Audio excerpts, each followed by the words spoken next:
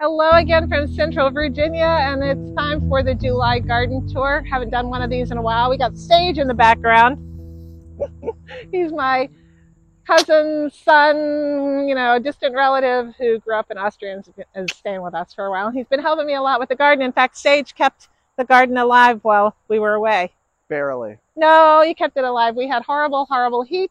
If you've not been following along in Virginia here, Central Virginia, we have had a drought since early summer, and it basically stopped raining in June, and it's been also hotter than usual. Now that it's July, this heat and humidity is pretty normal for this area, and thankfully we got rain. We've gotten a good inch of rain this week, and it's cloudy today. We had a little bit earlier, and maybe we'll get a little bit today. So maybe by just being out here, we'll get a bit more. So things really started popping when the rain came. Other than that, it was hot. It was miserable hot. I spent 3 hours a day watering. 3 hours a day watering. Yeah, that's about right. And that's what it took to keep the garden alive. You know, my European skin can't handle. You just can't be out in the can't handle Virginia. You can't be out in the middle of the day. You got to do it early in the morning and late. So let's take a look at what's going on. Last time I did the total garden tour, it was, I guess, mid-June. So this is a month later, and the garden is exploding. Sadly, it's also exploding with lanternflies, which is a whole new phenomenon for us here. I know folks in Pennsylvania and New York and some other states have been dealing with it for several years, but along the way, we'll show you our lovely, Sage has one. This is a lanternfly. Show it up close. That's a lanternfly. And we have been doing oh no, it flew away. You're supposed to kill it. We've been basically killing them as they go. I'm not using any pesticides on them though. This is an organic garden. No. Let's take a look. All right, we're on the inside of the garden now and just kind of looking around. You can see prominently the bean teepee. This is the Worcester red Indian beans, I think are the name of them. And these are a lima bean. We had a little bit of beetle damage earlier on, but these bean plants are looking super healthy. And we actually have some of the first bean pods that are forming here. These take a little bit longer than a lot of other pole beans, but once they start coming in, they do really well. And I will say the lanternflies love hanging out up there on the top. Remember back in late May when my brother-in-law planted and I planted this African blue spice basil, and it was really scrawny and really weak looking. Well, look at it now. It's just going great guns, and the pollinators really, really love this variety. And so do I. Before I left on vacation, I planted a bunch of beans and Sage watered them, and they came up really well. But look, something's been coming along and nibbling off the tops of them, and I'm not sure what that is. It seems like there's another one that's been nibbled off. So I'll probably have to do some replanting in here. In the meantime, I still have potatoes that keep showing up in this bed, even though I haven't actually planted potatoes in this bed for now 4 years. How does that happen? How does that happen? Volunteers. It means I left a potato in the ground and it formed a potato plant. These are purple potted, Louisiana purple potted beans, and I'm not totally thrilled with how prolific they are. I've gotten some beans off of here, but not a ton. I'm hoping I'll be able to get some more. I was much happier with the Dean's purple potted green beans last year. We can pick a few more here and take them with us. Hey, look! It's a volunteer cucumber right here. That's because, and another one here. That's because, oh, golly. Yeah, it is. Well, I was going to say, I don't think we have enough in the garden. You don't think? Let's take a look at our cucumber situation. All right, walking down here, you can see we've got tomatoes on either side. We've been picking these. These are the beautiful, beautiful, beautiful. Look at these Mountaineer's Pride. Hey, Sage! Yeah? Look. Look at our spider. I already was checking out. If you look between the tomatoes, you see what's left of the. Yep. I don't think he really wanted it. Well, yeah, but it's a de-winged dragonfly in between the two tomatoes. Not dragonfly. Oh, is it? Lanternfly. Well, maybe don't they suck out the liquid? Their bodies, like they poison them, and then they suck out. Well, we saw the spider attack the lanternfly. It was quite dramatic. We like garden spiders. All right, anyway, we've got some glorious, these are Mountaineer's Pride tomatoes, and this plant is super healthy and it seems to be so happy in this location. All right, Sage was talking about cucumbers, and we have a lot of cucumbers. Every day we've been picking a gazillion million. These are the poinsettia cucumbers. These are about done. However, I did plant some more, and so we can be pulling these out pretty soon. The lanternflies really attacked these in a bad way, but we have had, and you can see one right here. Got it. And 2 up there. Got both of them. Hey, it's a 2 for 1. What do you think? Sage is not impressed when I get these things with my bare hands. No. Hey, it's part of the garden tour. This is my tunnel of melon, and also I have my Trombosino squash growing up here, and I'll put a picture of what the first one looked like. I gave it to my brother-in-law because he loves them so much. Here is the Trombosino squash as it begins to form. It's a really beautiful, beautiful squash that comes out. And the coolest thing about this is you can eat them now when they're small, or wait and they'll become like a pumpkin, and they're good. However, I have been getting squash bugs here that I never got on this type of plant before, so I'm having to check, unfortunately, for squash bug damage. Now this is my tunnel of melons, and you can see that I have some beautiful cantaloupe. These are Edisto melons. This one is an Eden Gem. There's another Edisto, and they're just growing all the way up this particular tunnel and trellis. And down here are the Nordicon. I picked some of those, and here's another one coming in. This will stay dark green like this until it suddenly begins to get yellow and orange, and then it'll become a little personal melon. Do I see any more down here? Nope. All right. It is like a jungle in here. It is. We've been picking loads of peppers and loads of basil and making lots of pesto. Got to come in and trim up this basil. So this is the row of sweet peppers. They're just loaded of all different varieties of sweet peppers here. These are the little bell peppers. I've got lipstick peppers. I've got Marconis in here. There's a gorgeous Marconi down here. See? All sorts of peppers growing of the sweet variety. There are some lima beans here. This is the area where we were having vole problems, and I did end up putting some bait down there, and I'm hoping that got to them. Here is the ground cherry. This is a volunteer plant that is just expanding everywhere, and most of these ground cherries get eaten by birds, and I just let them. All right, over here I've got some more cucumbers that will come along. These are Roseland Whites, and they should be coming along in another month about. So they'll be my replacement cucumbers. This is the old gray squash that used to be.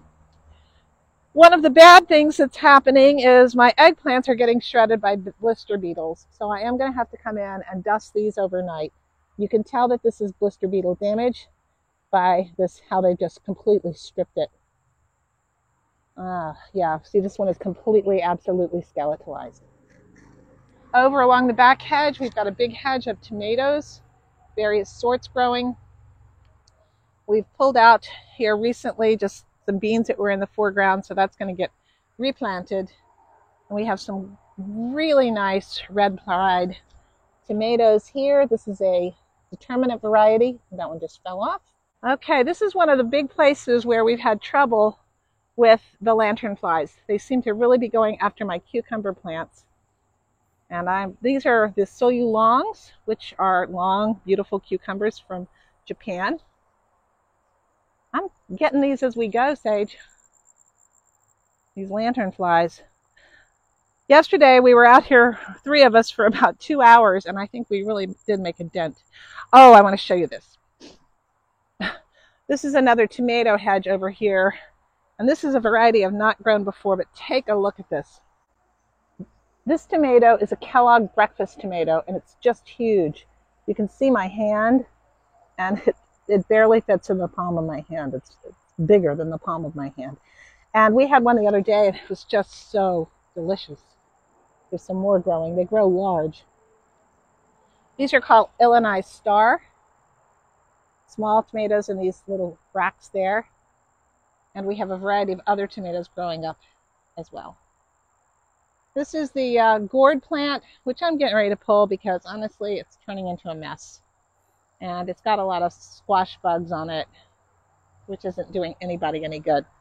Now on these cucumbers, these cucumbers were planted in mid-May, and so they're going to the end of its life, and I have some new replacements that have been planted in there. So we will have plenty of cucumbers. As Sage says, we're going a little overboard on cucumbers. It's true. This is my sauce patch, which you can see it's, you know, starting to look like the end of the time, but I've been harvesting and processing. And these are the June sown potatoes. These are the June sown potatoes. When they start to flop over like this, don't worry. They're in there. It's just a sign that they're maturing. As long as you keep the potatoes well fertilized, they're going to grow in pots really well, and they won't get eaten by critters. These are the Taiwanese long beans that I have, or actually no, these are Chinese red noodle beans that will grow up this trellis. And we have some other cucumbers growing over in this corner here. Let's take a look outside the garden. Over here, we have a lot of, this is the jungle that really took off, especially after it rained. I did a video and posted it yesterday about the snake beans that are growing in that trellis. Along with the snake beans, I have various flowers growing here. Some are perennials. And if you missed the video on the snake beans, it has these beautiful little frilly flowers. And then it grows, it's an edible gourd. Let's see. That can grow up to 6 feet long. So I'll be harvesting this one and stir frying it pretty soon. Alongside the snake beans, we have some tomatoes growing. Really nice ones down here coming in. I have no idea what variety they are. I just had an extra plant, so I stuck it in there. Which is what I tend to do. Oh man, Sage, look at the pumpkin. This is a happy pumpkin plant. This is a Cinderella pumpkin. And you can see that the first pumpkin is forming. And over absorbing weird chemicals from the American war. No, it actually will grow and then it'll turn into this kind of reddish, beautiful red, flat kind of interesting shaped pumpkin, like a Cinderella red or orange? Kind of reddish orange. It's not orange like like a pumpkin that you think of. And then over here, these are the Seminoles, and with some squash bug eggs. So I can see I've got to come over and look for squash bugs on these things. Oh, they're all over. Well, that'll be tonight's task. You can see them right here. Usually, it's coming in here. Huh? Is that also a pumpkin? That's another pumpkin, yeah. Oh wow. That's a little pumpkin, a late planted. That's going to be one of the Seminoles as well. And you can see this is squash bug damage. So I've got to come in and deal with that. How often are you killing squash bugs? All the time? Well, if I can get the eggs, like here's more eggs. If you get the eggs, you can really get the infestation down. Do you find them on the underside? You find them on the underside, and for some reason they're also growing on the upper side. But I'm making it easy for me because they're planting them on the upper side. So we'll just do a little, see, look. See all that? Ugh. Just squish them. It's kind of gross looking. Yeah, it's kind of gross looking, but you know what? I don't want, and there's more. Boy, yeah. Definitely got to come in here and really do a big thorough inspection. Normally, they don't bother the pumpkins too much, but they're on almost all the leaves. So, yeah, this is, tonight will be up. There you go. Yep, squash bug eggs. All right, well, we'll do this after we finish up this video. So this is the area, before we went on vacation, Sage and Sage mainly, put up this extra barrier. We just put this fence around because the melon patch was getting badly raided by the deer. You can see where, this is an example of where they had chomped off the vines, and they had done this all over here. But I'm happy to say, what was that, about a week, 2 weeks ago now we did that? We did it about 2 weeks ago, because it was before we went away on vacation. and you took care of it. Yeah, so after probably just about 2 weeks. So weeks. after 2 weeks, this is recovering really, really nicely. And you can see that there's a really beautiful Edisto melon right here. And I don't know whether, I'll have to look and see whether there's some more in here. I'm sure there are. And here's a beautiful crimson sweet watermelon here. This particular sunflower had been nibbled back. I'm just going to come here at night and I'm going to blame it on... Well, just if you do, make sure that it's ripe. And here half a watermelon. No, bring it in so everybody can enjoy it. And here is the beautiful Tithonia. Look at that. It's coming along. It's amazing how it's recovering, isn't it? Nice to see. Yeah. Really nice. I can't believe that sunflower has recovered like that. All right. Well, we've got more melons growing. While watering, you're not really paying attention to how much things have grown. So I know. Well, when you go away for a week, and we got some gorgeous tomatoes coming along here and here. These were just my afterthought tomatoes. I had extra plants, and I just put them in here. I figured grow or not. Now, this is something when I came back, phenomenal growth. Here are more of the Mexican sunflowers. And look at this array of zinnias. They're really beautiful. So let's see, we've got more melons growing up that side. We've got peppers and eggplants and more pumpkins. These are the Seminole pumpkins that are growing over here. So they'll grow out and fill in all around this area as well. I don't mind that. Squishing lanternflies. No, I would never do that. Yeah, you would. Now, on this trellis, we have the red flame honeysuckle that's back in bloom. We have the volunteer sunflower that is pretty much almost done, so I'll be pulling that out soon. And we have loads and loads and loads of little melons growing up the side here. These are Edisto and also Eden Gem melons. But you can see these melons are just beautiful little personal sized melons that will be ripening up soon. Oh. All right, so here's a sweet potato pen with the volunteer sunflowers and the zinnias. And we've got a little watermelon sugar baby growing in the back and another sugar baby growing over there. And we've got sweet potatoes growing in various spots as well. So we'll see how all that comes along. This particular butternut squash has been having some squash bug damage as well, but we've got butternut squash coming in. And look at these watermelons. There's 1, 2 in the back, 3. These are crimson sweet, and this one is a moonbeam. What was your method for detecting if they're ripe? The method for detecting if it's ripe, you look at the tendril that's closest to the stem. So yeah, and then this tendril right here this one is dry. So this one could be getting ripe. You also can turn it over carefully and look at the yellow spot underneath. It's not quite yellow enough yet. I'm going to leave that on a little bit more. A lot of moisture building up. It's thumping pretty well. I would suspect that this one and the one behind back here would be ready earlier. But you can see they're also growing up on the side there. I've got to support those. There's one that snuck in here underneath this eggplant. The sugar baby there. And you can see that the blister beetles have been getting on this eggplant as well. We harvested a good bit of this eggplant today. These are the little fingers. And we harvested a bunch of these today.